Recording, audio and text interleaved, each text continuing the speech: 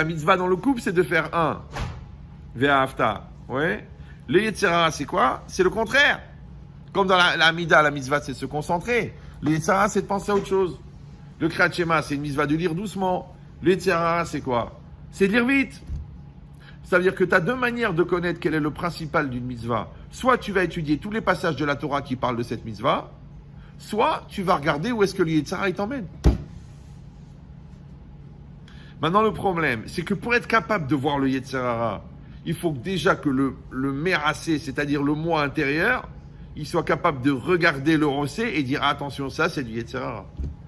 Maintenant, si toi tu n'arrives pas à être en projection au-dessus de toi-même pour voir quand est-ce que c'est ton Yetzer Hara, comment vous allez être les deux en projection pour être capable de dire ça c'est notre Yetzer Hara? Vous suivez ou... Oui. Moi j'ai pas le permis de conduire. Ma femme elle l'a. Quand on l'a eu, à l'époque, il y a 30 ans, on est dans la voiture et moi je disais attention à la voiture, attention à la priorité. Après je me dis je suis un malade. Elle a le permis, moi je l'ai pas, c'est moi qui fais les remarques. J'ai compris que c'est un Yetzer Hara. Vous me suivez ou non? Moi je suis très très cartésien, ma femme elle est très intuitive, d'accord? Donc on n'a pas la même manière de fonctionner, mais on arrive au même résultat. J'ai compris qu'il fallait que je m'adapte, d'accord? Maintenant quand elle faisait une chose par distraction, moi avec ça je peux t'écrire une thèse en psychiatrie. Mais j'ai posé la question, j'ai dit, tu t'es rendu compte là? Elle me dit, oui, bien sûr, mais je voulais faire comme ça. Ah, j'ai dit, oh là là, heureusement que j'ai eu du bon côté, j'allais la fracasser. Ça veut dire que moi, qui suis cartésien, on m'envoie des épreuves de dysfonctionnement cartésien. L'autre qui est très émotionnel, on lui envoie des épreuves, des mots qui servent à rien en fin de phrase, espèce de grosse. D'accord? L'autre qui est en attente de confiance, eh ben, tu vas avoir le Yetzer Hara de lui mentir. L'autre qui est en attente de sécurité, eh ben, tu vas te mettre à gueuler. Mais tant que moi, je ne suis pas en projection au-dessus de moi-même, pour voir combien moi-même je suis maîtrisé par mon Yetzer Hara, je ne vis pas ma vie. La preuve, c'est que tu fais la bêtise, et après tu viens, tu t'excuses. Excuse-moi, ça m'a échappé, c'est pas ce que je voulais dire, mais tu sais, je suis fatigué, tu m'as poussé à bout. Tu rentres le soir. Ouais, tu es fatigué. Tu as travaillé 8 heures. Tu as pris, grâce à Dieu, ton 1 million d'euros. Tu es fatigué. Bon.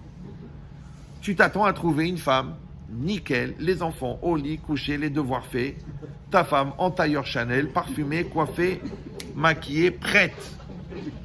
Voilà, elle est impeccable, 100%, elle a compris le secret, sinon elle a demandé à Victoria, d'accord? Et toi maintenant, tu rentres à la maison. Manque de peau, c'est pas ça. Ouais, elle est fatiguée, elle est fracassée, les 5 monstres que tu lui as donnés, ils l'ont usé. Toi, tu les tiens pas une demi-heure, elle depuis 4h30 de l'après-midi, cinglés, d'accord? Ils ont fait tomber la Dafina alors que ta belle-mère, elle vient demain. Ils ont mis des autocollants dans toute la maison. Ils ont mis la lessive dans la chambre. Maintenant, ils jouent à D'Artagnan avec les aiguilles à tricoter. Ah, il a failli crever l'œil de l'autre.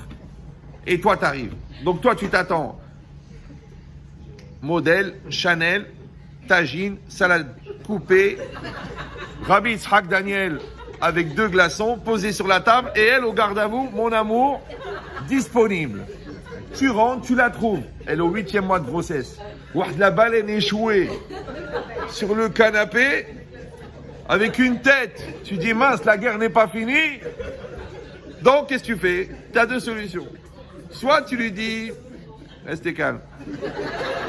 Non, parce que vous vous dites, mais depuis quand il habite chez nous celui-là? D'accord. Mais soit tu dis, mon amour, tu as l'air d'être fatigué, tu as une journée difficile. Soit tu lui dis, de toute façon, vous faites tous la gueule dans cette famille déprimée.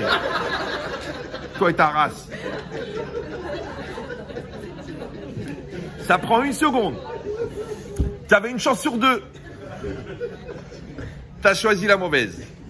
Maintenant, le problème, c'est que le cerveau ne fonctionne pas à la vitesse à laquelle tu l'utilises. Le Maharal, il dit Dvarim astichlim enam mitachat hazman. Les choses de l'esprit ne sont pas soumises au temps. Ça veut dire que quand tu vas dire la bêtise, parce que ça t'a échappé, ton cerveau, il va t'envoyer 74 arguments pour légitimer le fait que tu l'as dit. Donc ça va rentrer dans une surenchère, parce que elle, qui s'attendait à être secondée maintenant, puisqu'elle est fatiguée, elle trouve un mari exigeant et capricieux de monsieur, il veut les détails, alors qu'elle, elle en peut plus, elle attend d'être secondée, elle trouve encore un bébé de plus, ouais. Et elle va dire un mot de travers, dit un mot de travers, dit un mot de travers, dit un mot de travers. À Botaï, quand on cherche les fuites de gaz, on n'utilise pas un briquet. savez, quand le plombier il a fini d'installer la nouvelle installation de gaz, comment il sait s'il y a des fuites? Alors, au Maroc, ils prennent un briquet, ils font le tour de la maison, et le lendemain, nous assistons à l'enterrement de Momo, qui est mort dans un accident de travail. Ouais. Et les malins, qu'est-ce qu'ils font? À l'endroit des soudures, ils mettent du savon. Et s'il y a du gaz, ça fait des bulles. Maintenant, la bulle, elle représente quoi? Elle représente le dialogue dans les dessins animés, dans les bandes dessinées. Donc, ça veut dire que la seule manière pour savoir s'il y a des fuites de gaz, c'est-à-dire des malaises existentiels, c'est de parler, c'est de communiquer. Donc, quand tu rentres à la maison, 3 niveaux de communication. Numéro 1, bonjour. Je précise parce qu'il y en a qui se mettent directement devant la télé. Genre, on dirait qu'il n'y a personne, ils sont seuls. Ou les célibataires. Ou alors, ils restent avec leur téléphone. Parkinsonien. Numéro 2, embrayage. Bonjour mon amour, mon cœur, ma vie, ma douceur. Mon bouquet de fleurs. Ma joie de vivre, mon feu d'artifice. J'en rajoute pour les frustrés. Ouais. Non, c'est vrai, parce que le gars, il lui dit « je t'aimerai pour toujours ». La femme, elle dit « ça commence quand, toujours ?» Donc là, c'est embrayage. Le petit quart d'heure personnel, ni les enfants, ni la famille, ni la télé, ni la crise iranienne, rien. Toi et moi, comme sous la choupa. Comment ça a été mon amour, ça a été... Et là, tu prends la température. Maintenant qu'elle te raconte des lourdeurs, ou que lui te raconte son travail, c'est pas ce qu'il raconte, ce qui est intéressant, c'est que tu entends la fatigue, tu entends le bonheur, tu entends l'enthousiasme, tu entends la dépression. Tu entends. Ça, c'est le 2e niveau de communication. 3e niveau, c'est l'échange intime. D'accord? Ça veut dire, je vais te dire qu'est-ce que je ressens, combien je suis heureux, combien je veux construire avec toi, comment je vais évoluer, je vais me bouleverser pour toi, tu vas te bouleverser pour moi. Mais Rabotaï, on ne peut pas atteindre le 3e sans passer par les 2 premiers. Vous me suivez ou non? Si le gars ni dit bonjour, ni parle, il dit je t'adore, toi tu dis il a une idée derrière la tête.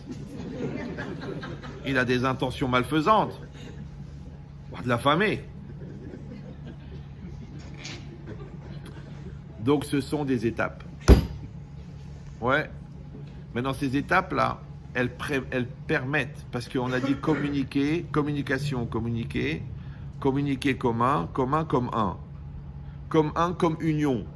Comme union, union. Union 1, 1, Echad, Echad, 13, 13, Ahava, Ahava, amour. Ça va? C'est pour ça que l'Yetzirah, il empêche la communication. De toute façon, j'ai rien à te dire. Le têtu. L'autre, la keblo. Parce que les gens, ils croient que l'obstination, c'est une forme de détermination. Non, t'es une tête dure. Non. T'es un keblo de la tête. T'es un psychorigide. Ah, c'est pas facile. C'est pas facile. Moi, je vois des gens, des années, ils parlent pas.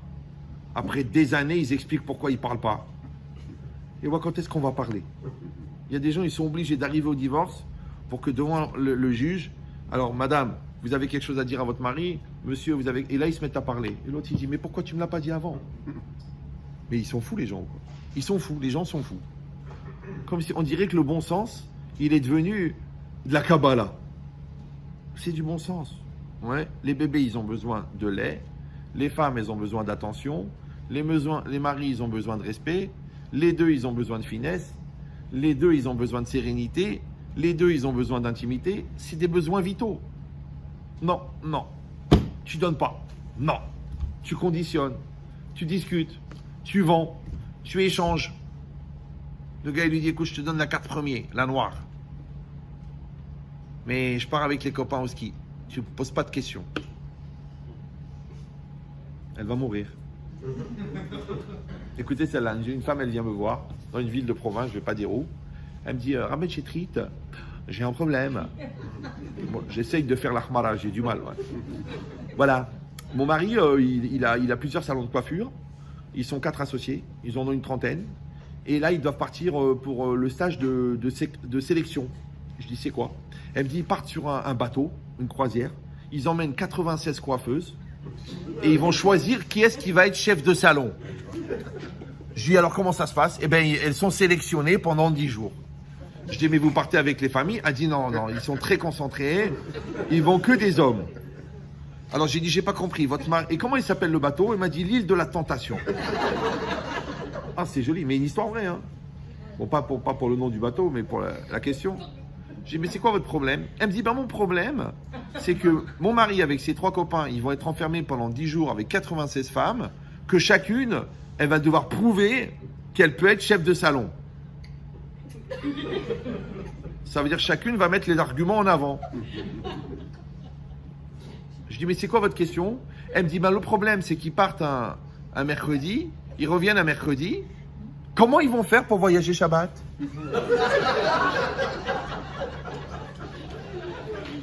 Je lui dis, mais madame, vous me menez en bateau, quoi.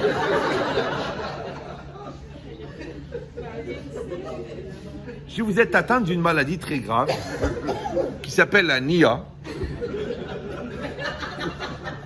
Donc vous lui dites à votre mari, ou toute la famille, on vient avec toi dans le bateau, ou alors on coule le bateau, avec les coiffeuses dedans. Comment le bateau, il va faire Shabbat pour avancer? C'est incroyable, non? Donc ça veut dire, étant donné que les 3/4 des gens deviennent intelligents a posteriori, vous me suivez ça? Ouais. Parce que t'as un homme qui fait par exemple l'adultère, tant qu'il ne s'est pas fait attraper, il ne voit pas la gravité.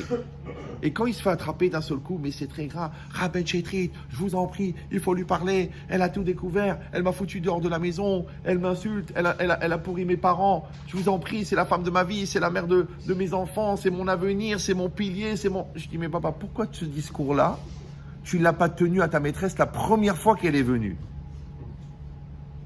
Vous suivez ou non? Tout le monde a du Yetzirara. Tout le monde a des tentations. Ouais, c'est normal. Maintenant, la secrétaire, elle est à moitié folle. Elle vient, elle a oublié de s'habiller. Oh, il manque un truc. Ouais. Toi, tu es un homme. Ok. Moi, je connais un chef d'entreprise. Il a obligé tout le monde, les feuilles et les goy, tout le monde en blouse. Il n'y a pas ni mini-jupe, ni décolleté, ni rien, ni pull collant. Tout le monde en blouse. Ah, écoutez, ça ne veut rien dire. C'est comme ça. C'est comme ça. Le travail chez nous, il n'y a pas. Et les hommes et les femmes, ils ne parlent pas entre eux. Que professionnels. Pas je te tutoie, on boit un verre, on se fait un week-end, il n'y a pas. Tu crèves et tu meurs, il n'y a pas. Le gars, il est très très dur. Et au Hachem, il a une bracha dans le business incroyable. Bah oui, parce que la Gemara, elle dit Touma mais vilé d'Arniout. L'impureté amène la pauvreté. Donc la Kedusha, elle amène la bracha.